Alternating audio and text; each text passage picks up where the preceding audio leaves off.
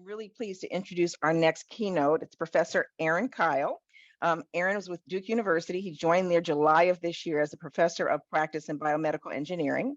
He's got vast experience in engineering education, and he's going to be developing some new courses while he's at Duke to help students learn how to apply engineering concepts to biomedical problems.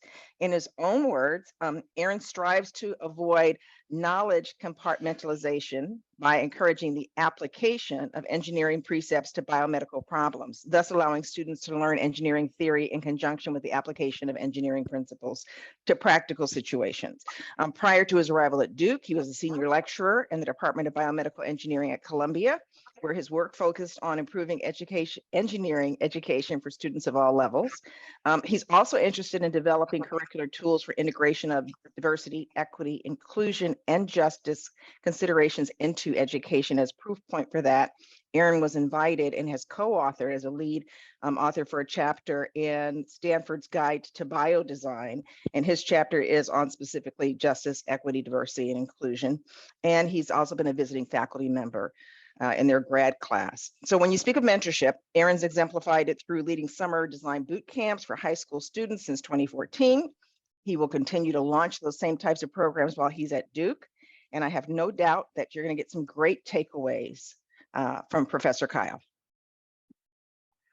Thank you so much, Ingrid. Thank you, everybody, for having me. For my short talk this afternoon, I want to focus on something that I think is important from a personal and professional development standpoint, and that is bringing who we are as different individuals into the sorts of things that we design. So when I consider the plethora of issues that surround addressing healthcare disparities, I oftentimes decompose the major shortcomings or the major areas that need to be addressed into the three categories you see on this slide. That is focusing on design and innovations to address healthcare disparities, educational shortcomings, or outreach. And I try in my own career and as well as in my personal life to work on these three areas. But for our talk this afternoon, I'm going to focus on the design and innovation space and how it is important to focus on bringing our diverse backgrounds and our diverse experiences into the things that we design. So I am an engineering design educator. I've been doing this for over a decade, and I mostly employ the biodesign process that was developed by Paul Yock and company there at Stanford University.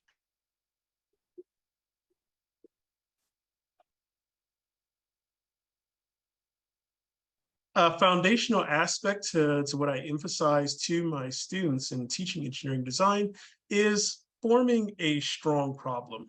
That is understanding from a foundational level what is wrong and what we are trying to address as we take on deficits within healthcare. In fact, I oftentimes like to emphasize this quote by American inventor Charles Kettering, who stated that a problem well stated is a problem half solved. That is, in fact, the credo that I emphasize very heavily with all of my students and throughout my various activities. However, especially within the last, say, like 5 to 6 years, I found a bit of a challenge in terms of how I have been teaching design to students. And that is, how can we integrate diversity, equity, and inclusion issues, which I will generically call diversity issues, into what we do in our design efforts? And admittedly, I was a bit afraid to bring these things into the classroom, and for the following reasons.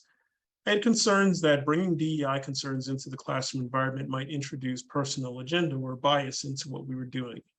My goal as an instructor is to provide as uncompromised a vantage point as possible and not have any sort of interferences with students' learning.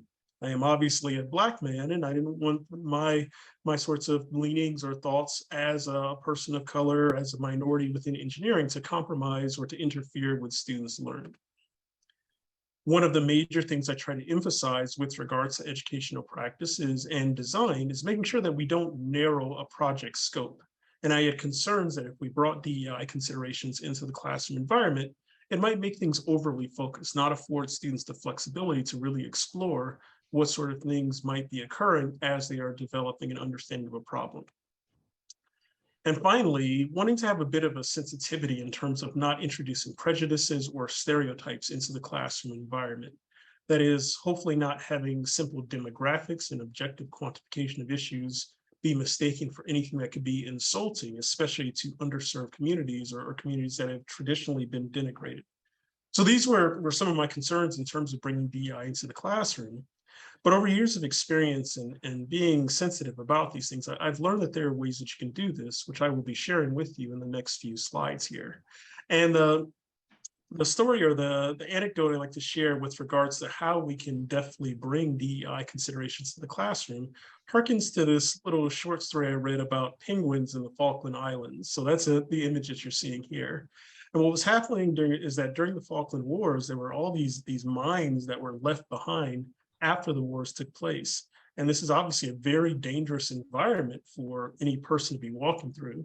But what they have found is that these penguins, because they are fairly lightweight and they've got a fairly delicate touch in terms of how they walk around, can pretty easily navigate these spaces. That is, we don't end up with a big penguin stew as they're walking through a minefield. And I think about this a lot in terms of bringing DEI into the classroom. That is, with a deft and delicate touch, you can do this effectively, and it can redound to some significant benefits in terms of education and the efforts that arise from our design activities. So I've seen both sides of this spectrum. What happens when you neglect to consider DEI issues in your design efforts, and what can happen if you do, and what are the pros and cons of doing these sorts of things? When I think about the quote unquote wrong way, I think about a project I had a few years ago with a student team of mine that was dealing with the issues of intravascular fluid infiltration by patients who had long-dwelling IV catheters, and the fact that if there's not a nurse or doctor readily present, you can end up with some pretty substantial tissue damage due to fluids leaking into tissues that are not the target vasculature. So what this team was trying to focus on was creating something that would be almost like a sentinel that would mimic the activity of a doctor or a nurse, that would be looking at things like localized swelling or temperature changes, or probably the best indicator of what was going on here would be a localized darkening of the skin due to tissue damage or edema taking place. And one of the things we neglected very early in this project, and it propagated all the way through the process of developing solutions, was what does this skin flushing or this local color change look like for persons with darker skin tones? In fact, we got to the point that we started prototyping these solutions, and the question just kept coming up again and again. What happens if this is not a fair skinned person, right? Is your device just going to fail because you're not accounting for the fact that darker skinned individuals don't necessarily have their skin flush or change color the same way as fair skinned people might? And I say this is quote unquote the wrong way because this team did become cognizant of this issue. We got interfered with by the pandemic. Otherwise, I'm wholly confident they would have solved this if they went forth with their prototyping.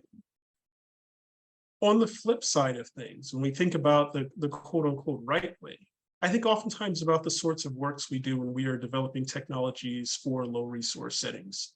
One sterling example of this is a team I've worked with called NeoPenda, who was focusing on vital signs monitoring for low resource settings.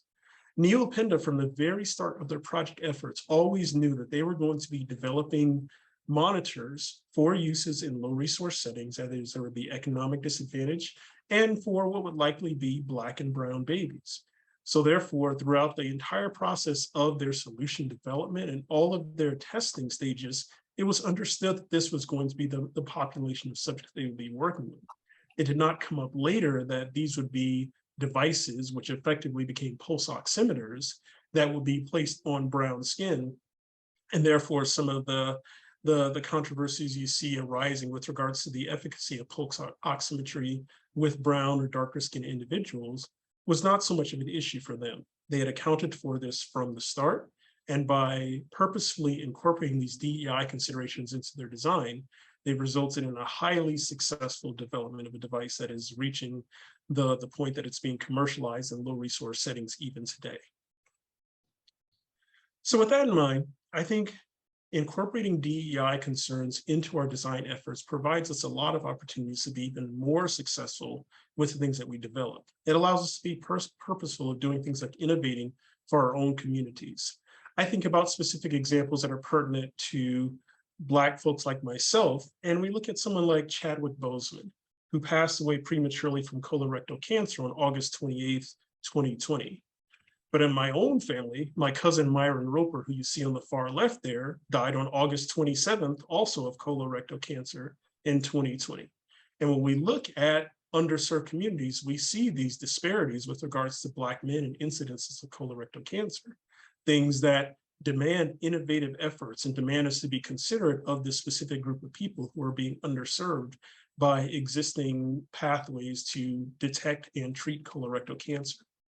We think about things like the maternal mortality crisis among Black women.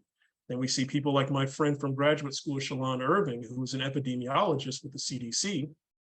And despite having better than adequate prenatal care and knowing all the things that could have gone into giving birth, she still passed away shortly after giving birth to her daughter.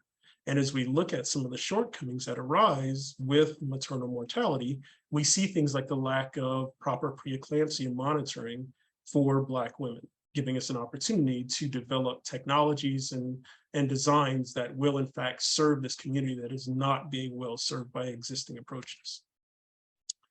Incorporating DEI allows us to share our stories and share our role models with the broader populace. And this is an important part of not only exposing other persons to what is important to our communities, but also making sure that we are able to gain a foothold within broader STEM and design efforts. So we shouldn't be afraid to share the innovators that come from backgrounds like our own, that look like ourselves, that come from the same gender as ourselves. People like Dr. Patricia Bath or Dr. Albert Baez or Mae Jemison. All these are important contributors to their fields, but also representatives of underrepresented groups. So I'd like to conclude by stating what I think are some of the important things that we bring with us as we bring design and DEI into our design efforts. And I bring this up in the context of my departed friend, Professor Matthew Walker, who I would normally see this time of year at the Biomedical Engineering Society meeting. Professor Walker was an outstanding fellow. He was a professor of biomedical engineering at Vanderbilt University. And the thing that I really admired about him is that he led with who he was. He was a proud Black man working in this field of biomedical engineering and radiology and medical devices. And I think he's an appropriate example for having these sorts of discussions. Bringing DEI allows us to share ourselves and our stories with a broader community. This is a way for us to fight imposter syndrome. That is, by showing who we are and why and how we can contribute to our broader fields, we are able to demonstrate that we are not just being awarded things, we are in fact substantial contributors to design and innovation. And finally, by bringing DEI considerations into what we do as designers and innovators, we're able to show that quality and diversity are not these mutually exclusive concepts. You can have both. You don't have to sacrifice what goes on in terms of quality with the goal of having diversity in mind as well. So with that being said, I thank you all again for your time and attention. Look forward to speaking to you further throughout the course of the afternoon.